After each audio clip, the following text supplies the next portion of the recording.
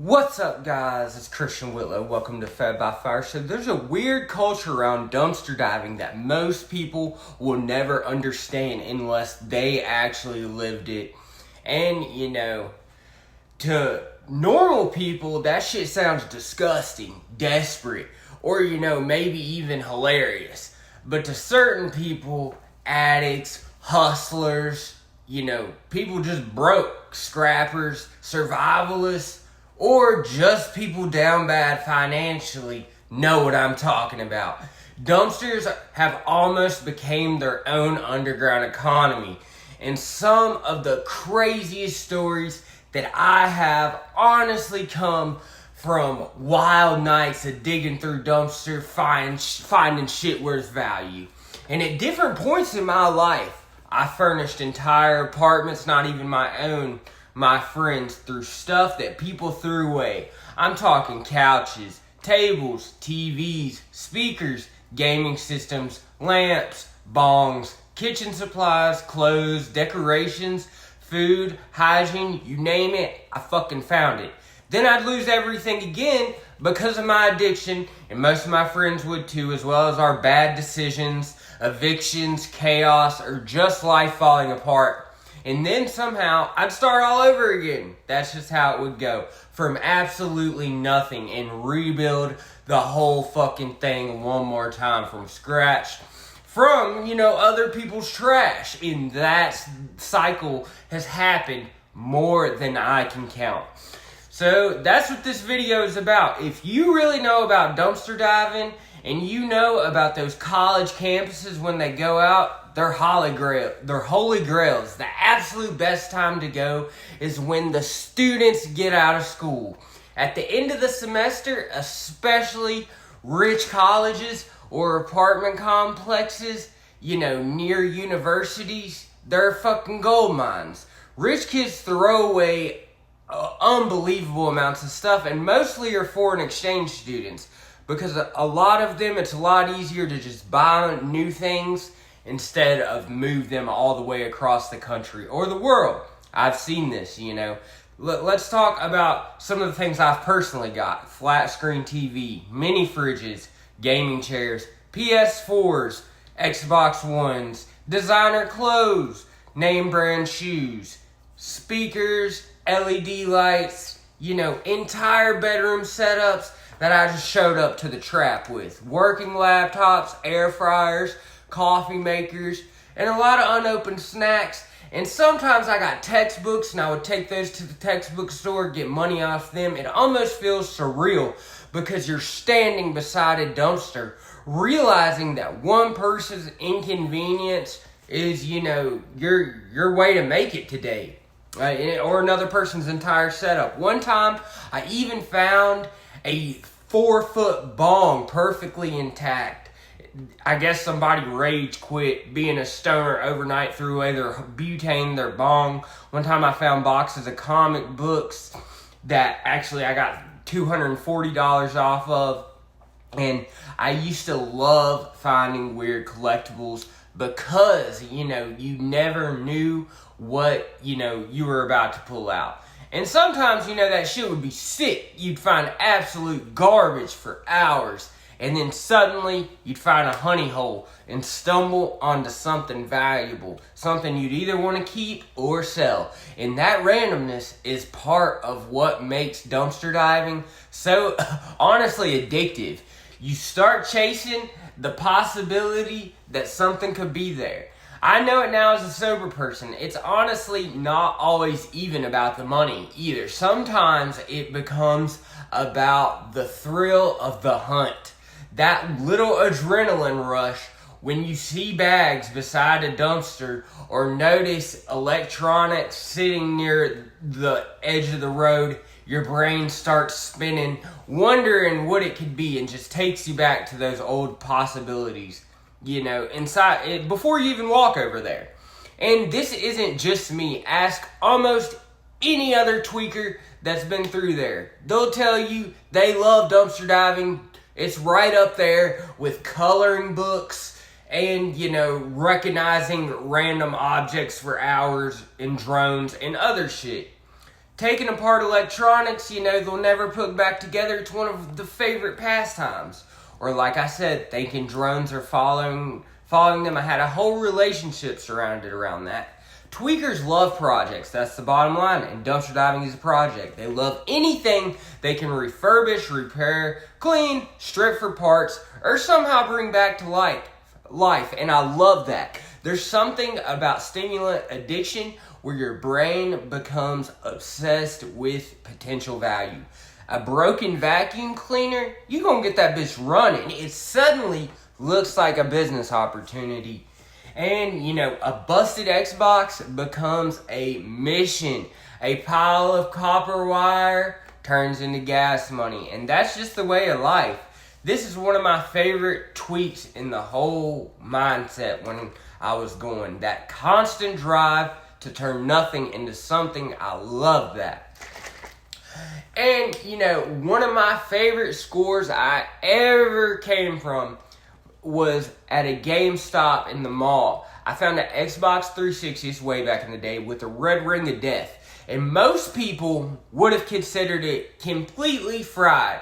But, I remembered the old, blow dryer trick, that would bring the green back, and I took it home, cleaned it up, heated it with the blow dryer, got it working again, and literally sold it right back to the same GameStop the very next day.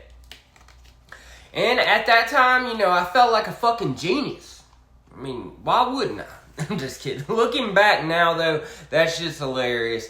But that's the mentality that addiction creates. Sometimes you start believing, your value comes from what you can find, hustle, repair, flip, or just bring to the table, bring back to life. There were periods where I honestly felt useless unless I came home with something that we could go through or look through or I could give to somebody. Something to sell, something to trade, something to smoke, something that could make everybody just feel a little better.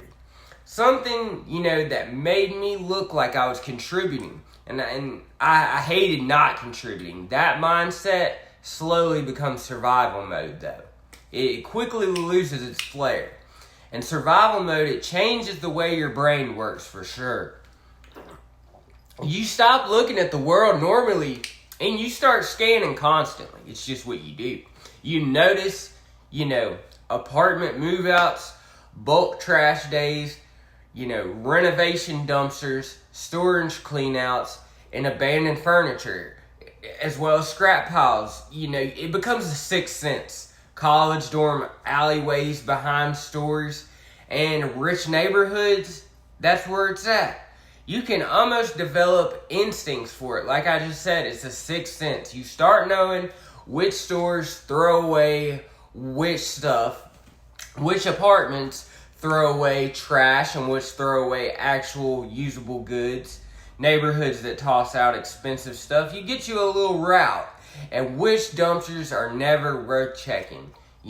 That becomes one of the first ones. Honestly, I always tell people to avoid trailer parks and really, really rough apartment complexes. You're not going to find nothing there, but when I was out there, I'd look anyway, because usually the stuff is nasty, broken, and bug infested or dangerous.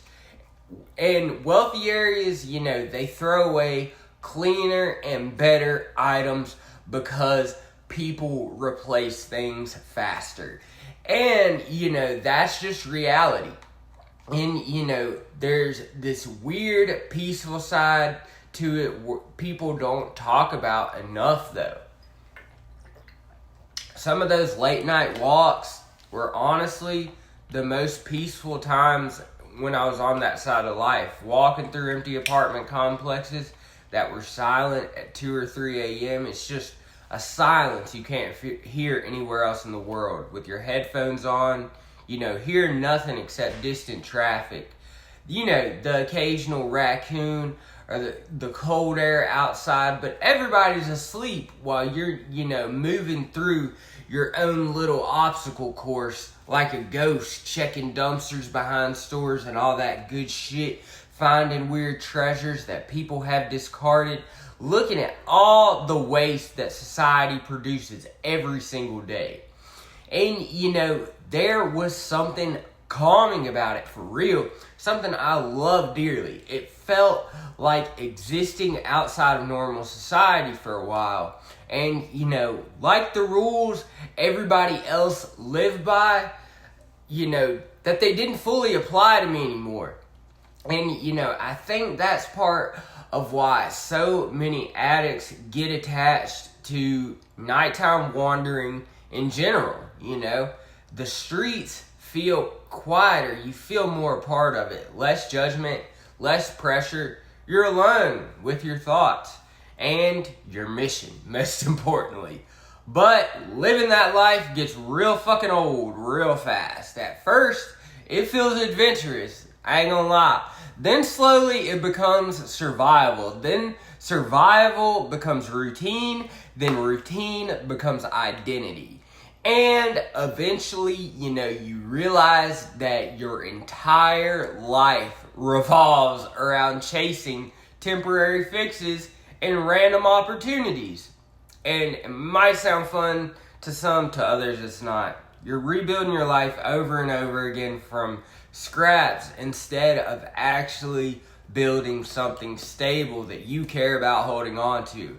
The realization hits hard, it really does, especially when you get older, because you eventually your body gets tired, your mind gets tired, and you know, your relationships get tired, your family gets really fucking tired. Believe me, I know.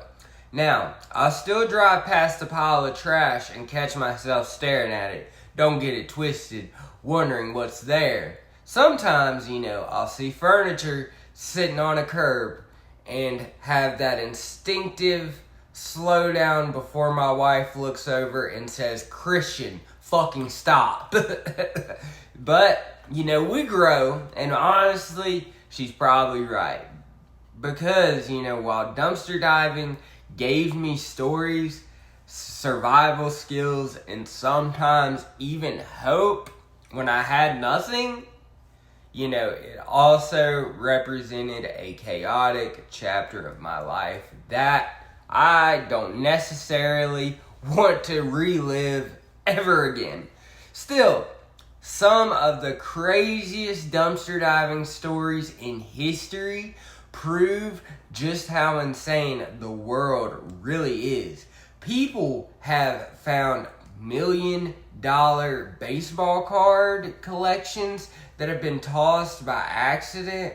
Others have found working, you know, Apple computers on a daily basis, prototype electronics, jewelry, confidential documents, and, you know, enough discarded food to probably feed the entire community around you. There are, you know, documented cases of people building entire resale businesses from dumpsters, especially in wealthy cities and college towns.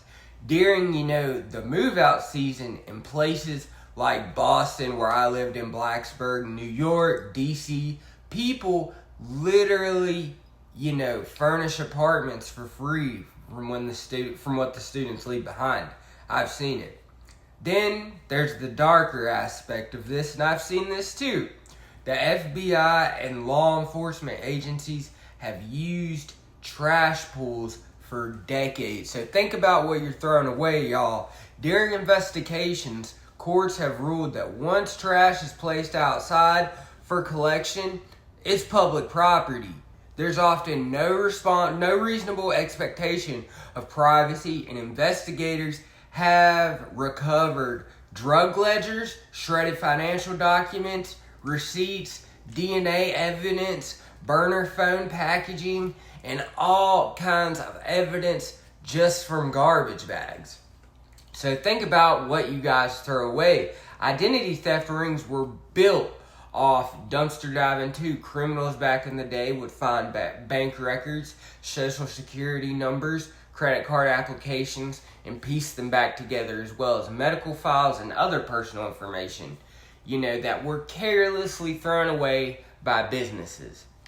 And, that's how crazy dumpsters are. They're almost like, hidden snapshots of society. You can learn a lot about people and your community by what they throw away.